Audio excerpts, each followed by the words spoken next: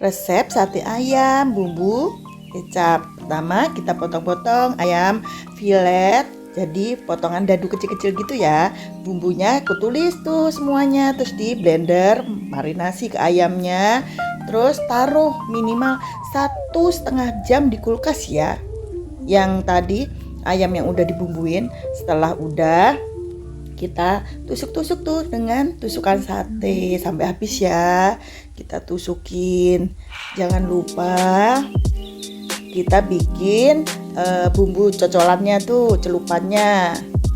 Terus habis itu kita bakar di apinya api sedang aja biar nggak gosong ya. Bolak-balik, jangan lupa dibolak-balik.